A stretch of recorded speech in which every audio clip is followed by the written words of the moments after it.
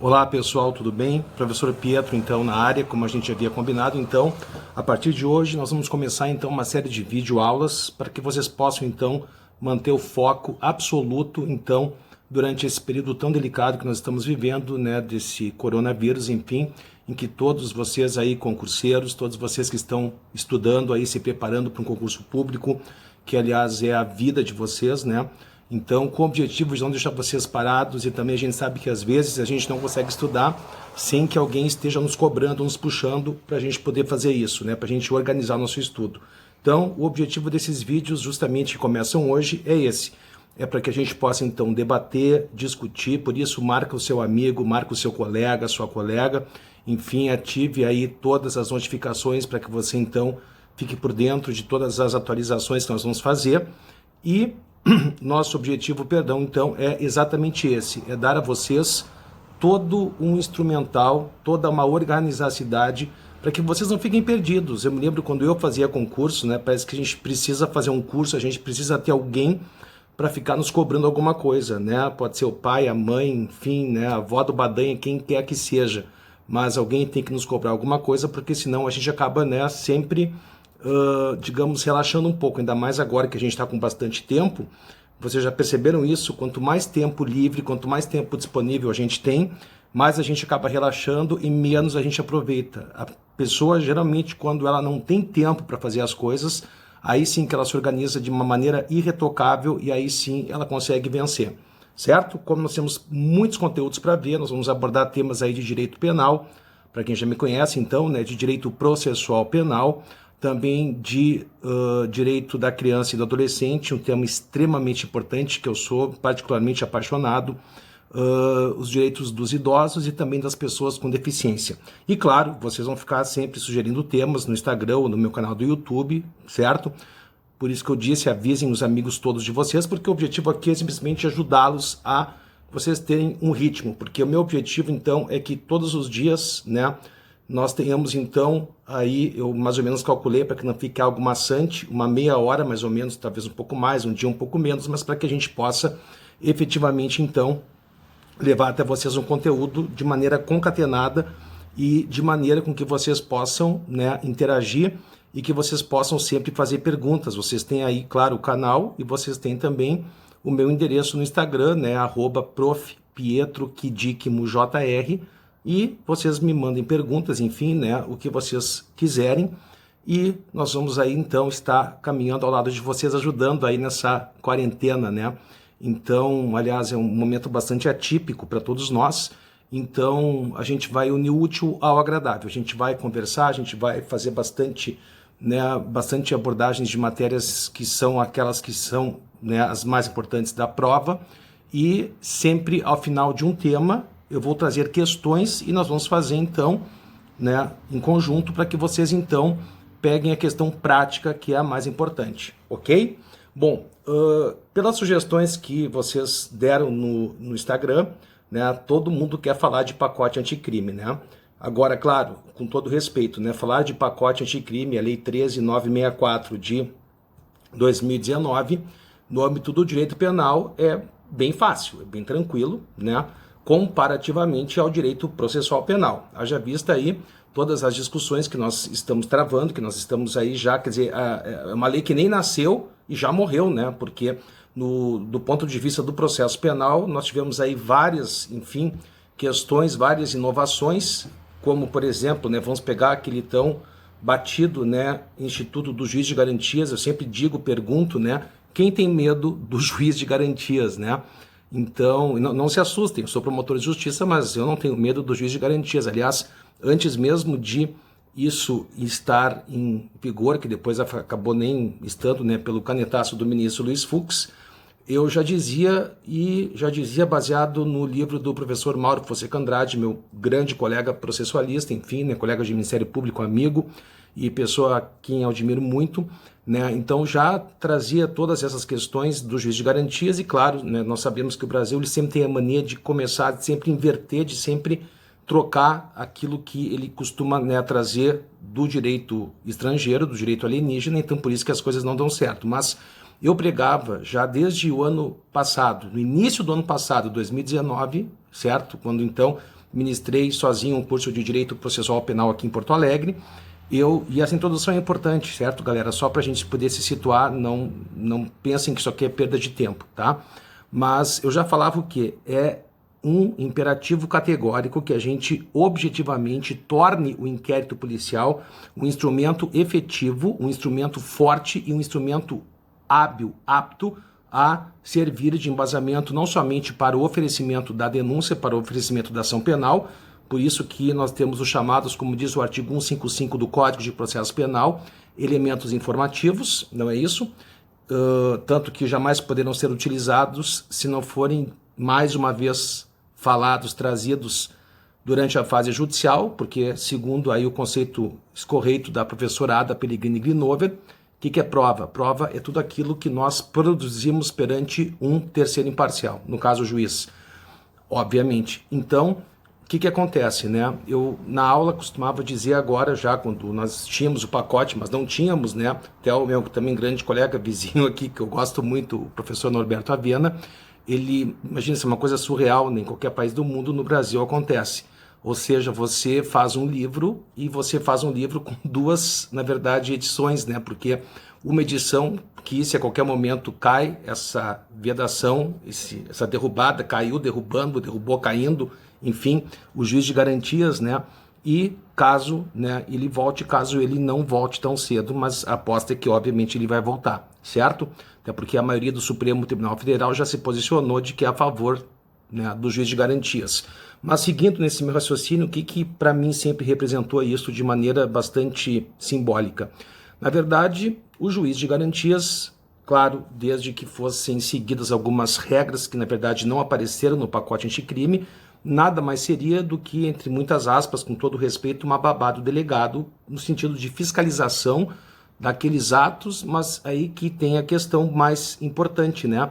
Quais atos que o juiz iria fiscalizar, juiz de garantias, entre aspas, em relação à atividade policial inquisitorial, que o juiz já não deva fazer até pela questão, né, da reserva de jurisdição, ou seja, as questões mais importantes sempre devem passar por uma análise minudente do juiz e só ele pode autorizar. Quer dizer, agora nós temos aí cada vez menos a intervenção do juiz, então claro que soa de maneira estranha e como muito bem, né, fala o meu colega Mauro Fonseca Andrade, essas distorções todas é que acabam nos levando ao abismo, porque a gente acaba não tendo uma lógica, uma sistemática, enfim, algo que nos possa, né, trazer algo, digamos assim, como é o processo, um caminhar rumo à sentença, nada mais do que isso, né? É justamente o processo, o conceito, a concatenação dos atos que visam a resolução do litígio, isso para quem entende que no processo penal existe litígio, porque também temos aí jurisprudência do STJ, no sentido de que nem lide no conceito de Francesco Carnelucci, aquele conflito de interesses qualificado pela pretensão resistida, existe efetivamente no processo penal, haja vista o artigo 385 do CPP, que alguns até já reputam e certamente inconstitucional, que diz, né, que nos crimes de ação penal pública poderá o juiz reconhecer agravantes, ainda que nenhuma tenha sido postulada pelo Ministério Público, ou condenar o réu, mesmo que o órgão acusador, o Ministério Público, não tenha postulado a condenação, que fica bem estranho, né? Até porque com o pacote já não se sabe mais se a gente fala ante ou anticrime, né? Porque ele deixa bem claro lá o quê? Algo que até então não existia, era só um posicionamento do Supremo Tribunal Federal, e não queiram embasar que nós temos um sistema acusatório no artigo 129, inciso 1 da Constituição da República, porque não, isso aí não rola, tá?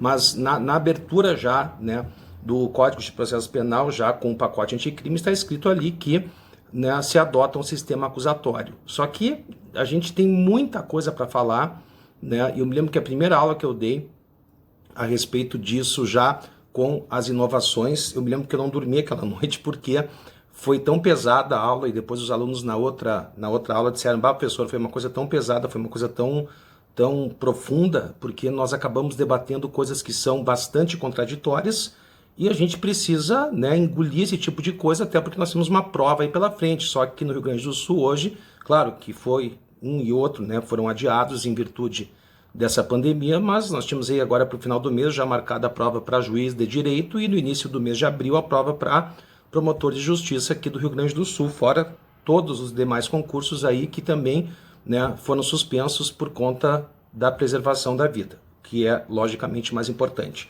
Mas então, para a gente não polemizar muito já nesse início, e estou seguindo aí uma grande sugestão de um grande aluno meu, certo?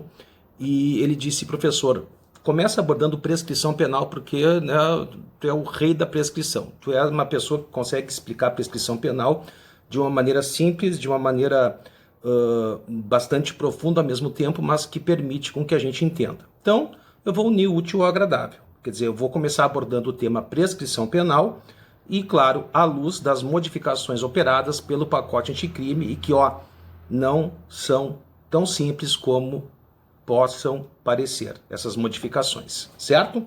Bom, em primeiríssimo lugar, então, tema, né, que nós não vamos vencer, obviamente, num vídeo só, nós vamos ter a sequência de toda essa matéria, que é uma matéria extremamente complexa e muita coisa para ser dita, que nós vamos fazer uma abordagem realmente, né, profunda da matéria, ainda mais prescrição penal, que não tem como ser algo meia boca, com o perdão da expressão. Por isso que eu já digo aqui de antemão, né, deixa aí o sininho ativado, deixa aí para que vocês recebam todas as notificações assim que a gente entrar no ar, certo?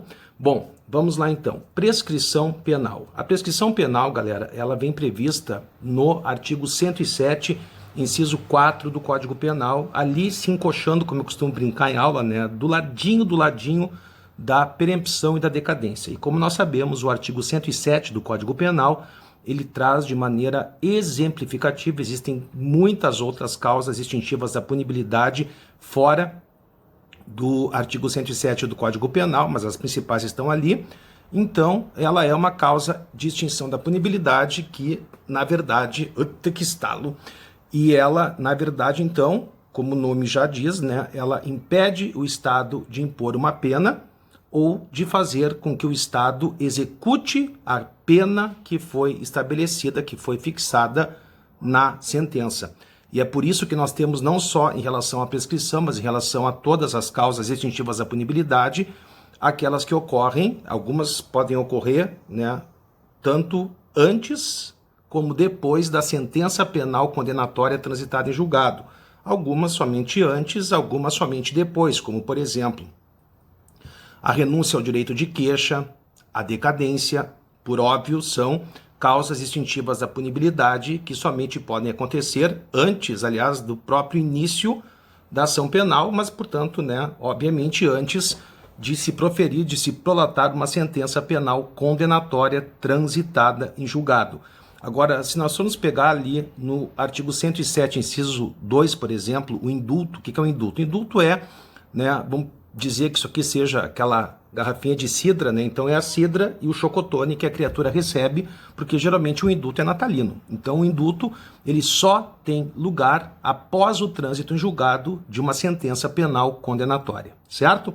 Chama atenção ainda que quando eu vou ministrar processo penal, na verdade os temas estão umbilicalmente vinculados, eu costumo dizer, né, que mérito em processo penal são 2 coisas e meia. Parece aquela série, né, que nem sei se tem ainda, 2.5 Men, porque 2 coisas e meia, quais sejam a absolvição, condenação e a meia é a extinção da punibilidade. Por quê? Porque do ponto de vista do direito penal, do processo penal, alguém ter declarado extinta a sua punibilidade, isso, né, se fosse o caso de a pessoa ser condenada, é o ouro, né? Porque se equivale a uma absolvição, embora sempre permaneça o dever de reparação do dano. Depois eu vou, né, me aprofundar mais nisso.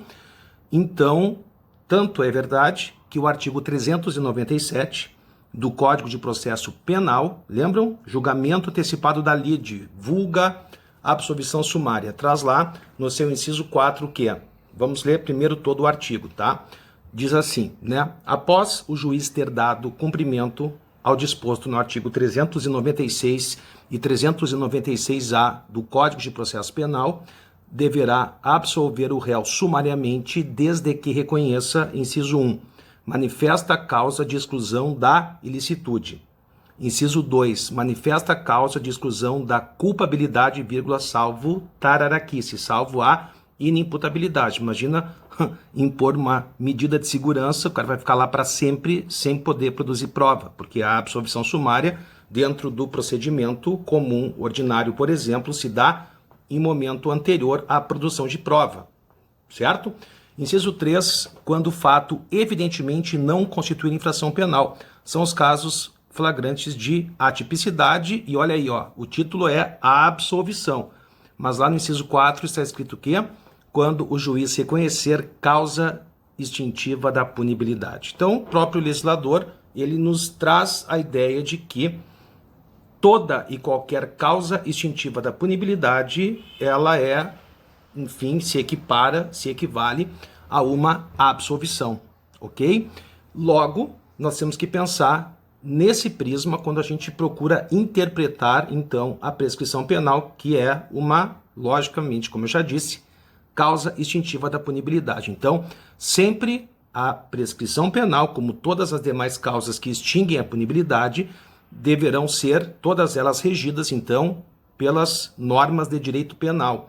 Ou seja, já vamos também entrar nisso quando falarmos, por exemplo, da natureza jurídica, das normas que digam respeito à prescrição penal. Elas sempre terão natureza jurídica penal e, portanto, se forem mais gravosas, como foi o que aconteceu especificamente com o pacote anticrime, que criou, né, novas causas suspensivas da prescrição, artigo 116 do Código Penal, prazo prescricional vinha correndo e ele fica freeze, fica congelado. Quem disse isso? Keanu Reeves, quando entrou, lembram, para salvar o Morpheus no filme Matrix, ou Matrix 1, com aquela torta aleijada, aquela horrorosa, né? Brincando da Carrie Ann Moss, lembram? Tinha aquele guarda gordinho como eu que disse freeze! E ele estava cheio de armas, enfim, conseguiram salvar, né? Então fica suspenso, fica congeladinho o prazo prescricional, e nós sabemos que o pacote anticrime trouxe, nesse caso foi anticrime mesmo, certo? E aí então nós vamos abordar isso, não no vídeo de hoje, vai ficar muito cansativo, mas nós vamos direitinho dentro de uma estruturação lógica que a gente precisa, principalmente na prescrição, certo? Abordar essas duas, porque a outra só mudou uma palavra, né? O legislador, ele é bem tararaca, mas enfim, o que foi que se alterou e os desdobramentos disso, né? Porque a inclusão dessas causas suspensivas da prescrição com o pacote anticrime não mexeram tão só, não criaram tão só, digamos, e ponto, causas suspensivas. Elas, por exemplo, criaram causa suspensiva da prescrição intercorrente, subsequente ou superveniente, algo que até o advento do pacote anticrime era impensável. Por quê? Porque nunca se teve notícia da existência de causas suspensivas e de causas interruptivas na prescrição intercorrente, subsequente ou superveniente. Muito cuidado com isso também. Uma grande inovação ainda que nós vamos ter que falar bastante, certo? Bom, vamos conceituar então primeiro o crime a partir da teoria adotada no Brasil, para a gente poder situar a prescrição penal e, como eu já disse, não só a prescrição penal, mas toda e qualquer causa que extingue a punibilidade. Então, de acordo com a teoria finalista tripartite adotada no direito penal brasileiro, crime nada mais é do que um fato típico, e esse fato típico, como nós sabemos, é formado por 4 elementos, quais sejam a conduta, a tipicidade, o nexo de causalidade e o resultado. Então, um fato típico, ilícito e culpável, certo? Tudo isso, então, dá origem ao principal efeito penal decorrente de maneira automática da prática de uma infração penal, que é a imposição de uma pena. Então, a pena é, como então eu disse, o principal efeito advindo, oriundo da prática de uma infração penal, certo? Então está fora do conceito de crime. Por isso que quando se extingue a punibilidade, se está extinguindo a pena, que está fora do crime, porque é do crime o seu principal efeito, significa o quê? Que é uma absolvição meio, né, tipo meio fake, uma meio pseudo-absolvição. Por quê? Porque o crime, ele não desaparece. O que desaparece a partir do surgimento, do aparecimento, da efetivação de uma causa extintiva da punibilidade, o que desaparece é tão só o poder de punir do Estado, ou, se for pós-sentença penal condenatória transitada em julgado, o poder que o Estado teria, porque não vai ter mais, porque se extinguiu a punibilidade, de fazer com que o réu cumprisse aquilo que está contido no famoso, adoro dizer essa expressão, TEG, no título executivo judicial. Ficou bem claro, por isso que, especificamente em relação à prescrição, a gente fala em dois grandes grupos, duas grandes espécies. Três, aí sim, né, que formam a primeira grande espécie, que é a chamada PPP. Não se preocupa, não é Pietro, porque se um Pietro já torra o saco, imagina três, não tem como nem ia caber, né? Aqui porque, né, não tem como. Então, e não é para rir, para vocês lembrarem, PPP, prescrição da pretensão punitiva, que aí sim se subdivide em prescrição abstrata, prescrição retroativa e prescrição intercorrente, subsequente ou superveniente, que são sinônimos. E depois nós temos então a prescrição da pretensão executória, que por corolário lógico, até pelo que eu falei, executória, ela só pode aparecer, gente, após o trânsito em julgado da sentença penal condenatória. Então, essas são as duas grandes espécies. Aí temos, claro, três subespécies quando se trata de PPP e uma só quando se trata de PE, que é a prescrição executória. Vamos também já nos familiarizar com esse tipo de abreviatura que eu vou utilizar, certo? Então, como a imposição de uma pena, para a gente concluir essa primeira parte, é o principal efeito oriundo da prática de um crime, toda vez que se extingue a punibilidade, não se extingue, não desaparece o crime. O que desaparece, como eu já disse, é A1, o poder de o Estado impor uma pena ao réu, ou A2, o poder que o Estado teria, não tem mais, de fazer com que o réu cumpra ou cumprisse aquilo que está contido nessa sentença penal condenatória transitada em julgado. A partir disso, então, nós podemos tranquilamente dar um conceito de prescrição penal, que nada mais é do que a perda do poder-dever. Prescrição penal, vamos lá, nada mais é do que a perda do poder-dever de punir do Estado pelo não exercício da pretensão punitiva ou da pretensão executória durante certo tempo. Então, galera, se a gente quisesse, de maneira bem resumida, mas muito eficaz e profunda, conceituar a prescrição penal, a gente poderia fazê-lo da seguinte forma: prescrição igual a tempo mais inércia. Que tempo? Primeiro, o tempo de que dispõe o Estado para chegar, se for o caso, a uma sentença penal condenatória transitada em julgado. PPP, prescrição da pretensão punitiva, seja ela abstrata, retroativa ou intercorrente, ou ainda pós a sentença penal condenatória transitada em julgado, então, né, a extinção da punibilidade pela prescrição executória, certo? Então é o tempo de o Estado ou impor ou fazer executar a pena que já existe. Por isso, mais uma vez, nós falamos em prescrição da pretensão punitiva e prescrição da pretensão executória, ok? Ficou claro isso? Tempo mais inércia.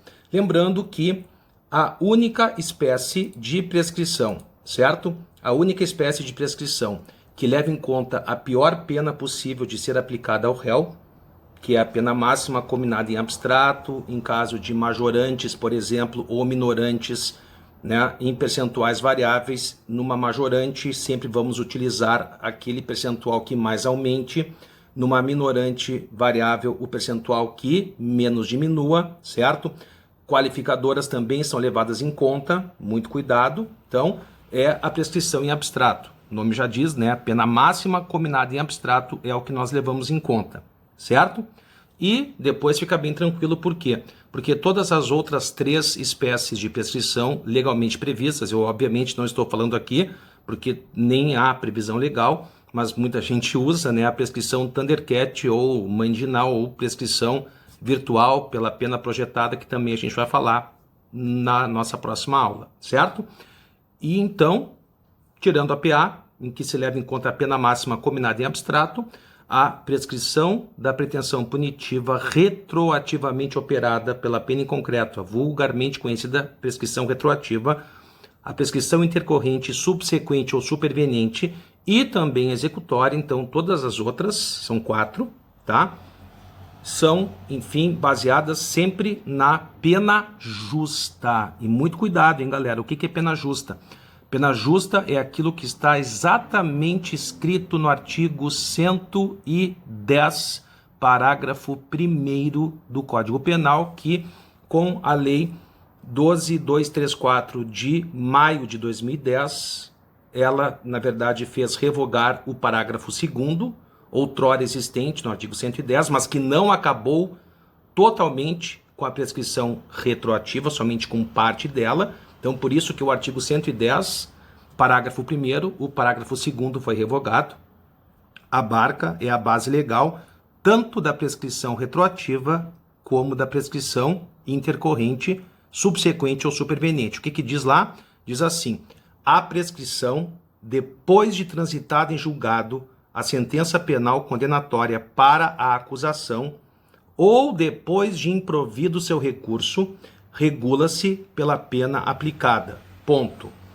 E jamais, nunca nessa vida, poderá ter, por termo inicial, data anterior à do recebimento da denúncia ou da queixa. Essa parte final é que, revogado o parágrafo 2º, que só antigamente contemplava a prescrição retroativa, é a base, desde 2010, então, legal da prescrição, essa parte final, retroativa. Então ficou bem claro que essa pena, em concreto, que embasa as prescrições retroativa, intercorrente, subsequente ou superveniente e executória, não é a pena da sentença.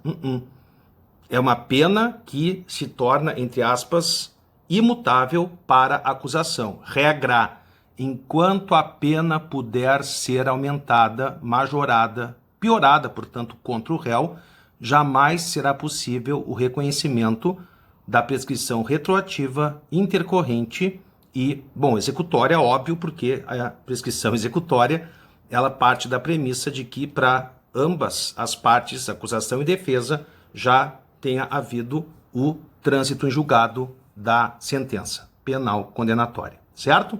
Bom, natureza jurídica da prescrição penal. Galera, existem 3 correntes que procuram explicar qual a natureza jurídica da prescrição penal, certo? Vamos direto ao ponto aqui também, né?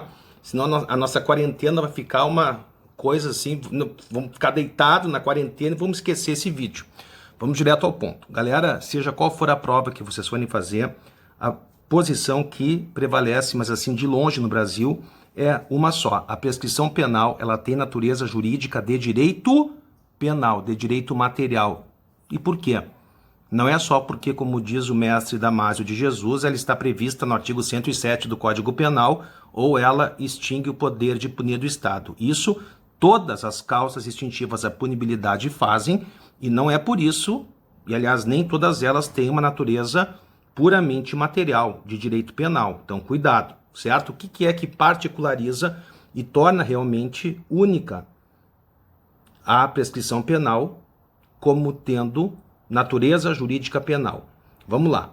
Quando é que começa? Não é o processo. O processo começa com a citação do réu. Lembra o artigo 363 do CPP, que diz o quê? O processo terá a sua formação completa com a citação do acusado. Mas vamos um pouco mais, né, para trás um pouco, vamos retroagir um pouco. Quando é que começa a ação penal? A ação penal, galera, começa com o mero oferecimento da denúncia ou da queixa. Então, a partir do oferecimento da denúncia ou da queixa, tá? Ali nasce a ação penal. Só que, como a gente sabe, regra geral, artigo 111, inciso 1 do Código Penal diz o quê? Antes de transitar em julgado, a prescrição começa a correr. Inciso 1, regra geral, a partir do dia em que o fato se consumou. Claro, a gente tem que ver a natureza do crime, se é formal, se é material, se é de mera conduta, se exige ou não uma condição objetiva de punibilidade, certo? Mas quando ele, então, se consuma, ou seja, quando o Estado reúne as condições para punir o réu, é que, se nada fizer, então ali já começa a correr a prescrição penal, certo? Então nós temos o fato que está aqui, bem antes do oferecimento da denúncia ou da queixa, por óbvio. porque tem toda a investigação e depois o oferecimento da denúncia ou da queixa. Então aqui, ó, depois do fato é que nasce a ação penal. E eu pergunto, a prescrição penal, ela não começa de regra, como diz o artigo 111, inciso 1 do Código Penal, a partir da data da consumação do fato? Aqui?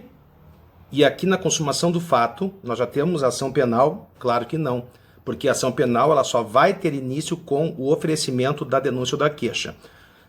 Olha só, dependendo do tempo transcorrido entre a data da consumação do fato e a data em que começa a ação penal, leia-se oferecimento da denúncia ou da queixa, pode ou não ter já se consumado a prescrição penal? Claro que sim, claro que pode, entre a data do fato e a data do início da ação penal. Então, conclusão lógica, se nesse ínterim a prescrição penal em que sequer se iniciou a ação penal, a prescrição pode se consumar, eu pergunto, uma pergunta bem simples. Para se consumar a prescrição penal, ela depende da existência de uma ação penal? Não. Então, é esse o real fundamento pelo qual a prescrição penal tem natureza jurídica de direito penal, de direito material. E por que é importante isso?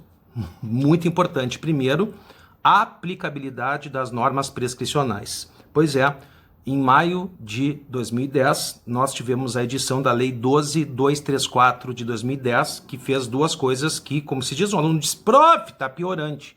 Aí quando eu ia corrigi-lo, eu disse, mas eu achei bem didático isso, vou começar a usar. Então foi uma lei que tornou piorante a situação do réu, por quê? Primeiro, acabou, depois a gente vai desenvolver isso melhor, mais profundamente, tá? Quando a gente for for tratada a prescrição retroativa. Mas o que fez? Acabou, essa lei acabou com parte da prescrição retroativa. E que parte? Aquela parte que ia, não vai mais. Ali agora só incide prescrição abstrata, ou seja, o réu se ralou, porque ali é só com base na pena máxima combinada em abstrato, prescrição abstrata. PR não corre mais de onde até onde? Desse ínterim que eu falei agora. Data do fato até a data do, vai um pouco mais adiante, né? Do recebimento da denúncia ou da queixa. Ou seja, dentre as questões piorantes que essa Lei 12.234 de maio de 2010 fez foi acabar com parte da prescrição retroativa, que é muito ruim para o réu, aliás, sempre foi uma das maiores fontes de impunidade no Brasil, e também o que ela fez, que isso foi muito barbado, enfim, comentar rapidamente, ela aumentou o prazo mínimo da prescrição, que era antes dessa Lei 12.234 de 2010, de 2 anos, e aumentou para 3 anos, certo? Lembrando que, claro, prazo mesmo pequenininho, prazo menorzinho de prescrição, não está no Código Penal, hein, galera? Não está no artigo 109 do Código Penal, e já caiu em prova, está no artigo 30 da Lei 11.343 de 2006, Lei de Drogas, lá no artigo 28. Lembram que a prescrição se dá em 2 anos e ainda se o cara for menor, por exemplo, de 21 anos ou maior de 70, conforme o artigo 115, cai para 1 ano. Já perguntaram isso. Pergunta, assim, super difícil no sentido, assim, de mudar o mundo, né? Mas tem que cuidar que essas bobagens nos levam muitas vezes ao erro, tá? Então, ficou bem claro, se ela é penal, então essas normas que entraram em vigor em 2010, 2012, o que houve também em maio de 2012, lembram? Foi acrescentado um inciso a mais no artigo 111, porque a Lei Joana Maranhão, a nadadora, o que houve com ela? Ela foi abusada quando era adolescente pelo seu técnico e, por medo, por ameaças, enfim, ela nunca levou isso ao conhecimento das autoridades. Então, o que é que aconteceu? Para evitar-se a impunidade, ou seja, desse transcorrer muito grande do tempo, ali se criou, então, o quê? Que nos casos de crimes praticados contra vulnerável, e aqui crimes sexuais, né? Então, vamos lá. No caso de haver a prática de um crime contra a dignidade sexual de vulnerável, e aqui vulnerável é até os 18 anos, não até os menores de 14, vão até os menores de 18 anos, portanto, abarcam crianças e adolescentes de maneira mais efetiva ainda, certo? Somente a partir do momento em que a vítima completar 18 anos, salvo se a ação penal já tiver se iniciado a época em que a pessoa, enfim, sofreu o crime. Entenderam? Bem justo, aliás, esse inciso. E por quê? Porque se já era de conhecimento e já houve o ingresso da ação penal, a partir da data da consumação do crime. Agora, se a pessoa tem medo, se a pessoa se sentiu ameaçada, enfim, não que com 18 anos ela não vá se sentir também, mas o legislador presumiu, porque 18 anos nós temos a capacidade plena do indivíduo, certo?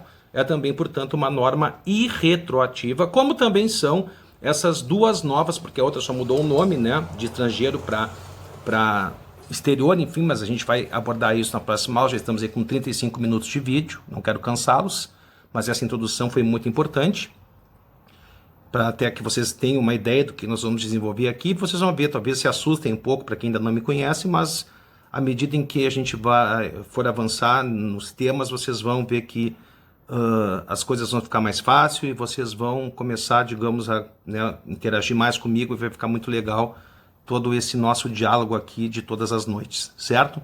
Mas voltando então, né, normas muito mais gravosas para o réu, como tem natureza jurídica penal, se fosse processual, doa quem doer, iria entrar em vigor imediatamente, mas é penal, portanto, se respeita, né, a questão da irretroatividade. E a outra, e eu diria muito mais importante, consequência, até porque nós vamos precisar muito na prescrição, aliás, é o cerne da matéria, a forma de contagem do prazo. Por quê? Porque em se tratando de um instituto de direito penal, por óbvio, por certo, que a contagem do prazo se dá de acordo com o artigo 10 do Código Penal. Ou seja, tranquilo, né? Exatamente por quê?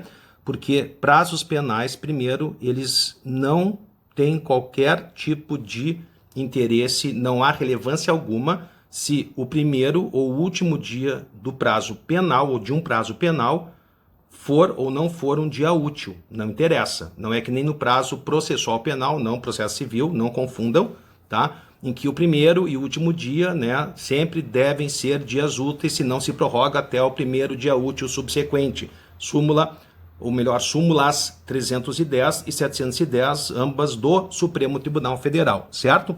No caso, então, de prazo penal, como é que é? Não interessa se o primeiro e ou o último dia são dias não úteis, não interessa, certo? E mais, num prazo penal, conta-se o dia do início e não se conta o dia do fim. Olha que difícil, só que não. Sempre cai um dia antes. Sempre cai um dia antes. Ah, professor, e quando o mês tem 30, 31, 28, 29, esse ano, por exemplo, é um ano bissexto, foi um ano bissexto, no sentido já, claro, passou 29 de fevereiro, não importa. Por quê? Porque jamais, pelo amor de Deus, você vai ficar 10 horas e vai dizer, só um pouquinho que eu volto semana que vem para acabar de contar a prescrição, né? Não, obviamente que não.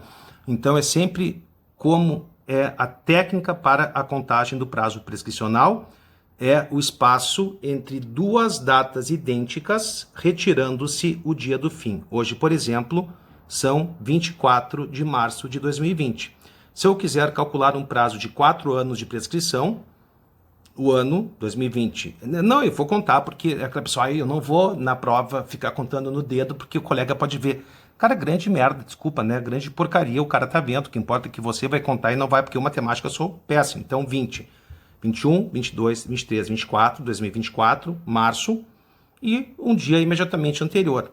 Então, se começou o prazo no dia 24, o prazo penal, vamos ficar chique agora, né? O dies ad quem, termo final, dia 23 de março de 2024. Ah, eu preciso saber se é um dia útil ou não? Claro que não, por quê? Porque é um prazo penal, certo? Galera, nós estamos aí com quase 40 minutos de vídeo, nós vamos ficar por aqui hoje, mas a gente volta, por isso, ó, deem seu like aí, chamem os seus colegas, porque nós vamos seguir. Enquanto nós tivermos a nossa quarentena, a gente vai ter muita coisa para fazer em casa. Ah, vai. No que depender de mim, galera, vocês vão ter muito trabalho, muito estudo, e eu vou cobrar de vocês, porque nós vamos fazer questões. Eu quero todo mundo, ó, bombado, todo mundo estudando, todo mundo arrebentando nesse nosso grupo de estudos com o professor Pietro, ok? Então, ativa aí o sininho, tão bonito o sininho da Disney, do Tio Pi, né? Mas ativa aí a notificação, certo? Porque a qualquer momento o tio Fester, quer dizer, eu sou eu mesmo, né? Não adianta porque eu sou assim, essa careca lustrosa, uma mente brilhante. Então, ativa aí todas as notificações, compartilha com os teus colegas, não sejam egoístas, porque isso não adianta, né? A gente também gostaria de receber os materiais. Às vezes a gente pega cada porcaria, né? Tipo, esses vídeos, né? Não, mas me lembro quando eu fazia concurso, né? Alguém aparecia com algum material, a gente nem sabia bem o que que era. podia ser uma porcaria, mas a gente tinha que ter, Deus, a gente nem ia ler, mas a gente tinha que ter para ter aquela firmeza, aquela coisa da segurança de ter o material, certo? Olha, galera, até que fui tranquilo, né, nesse primeiro vídeo, assim, primeira vez que eu tô fazendo aqui no YouTube, certo? E quero agradecer demais, então, a presença de vocês, deem o seu like aí, façam críticas e, claro, isso aqui é para vocês, não é para mim. Eu já passei no concurso. Isso aqui é para vocês, então vocês falem, vocês abram o bico de vocês. Eu não tenho nenhum melindre em vocês falarem nada. Vocês critiquem por quê? Porque as pessoas, elas precisam sempre melhorar. Elas precisam sempre, né, dar o seu melhor. E nada melhor com o devido bis in idem, que ficou horrível, mas nada melhor do que vocês aí darem o pitaco de vocês, claro, e ajudarem cada vez mais a que a gente possa trazer temas bem importantes, certo? Grande beijo a todos e até a próxima.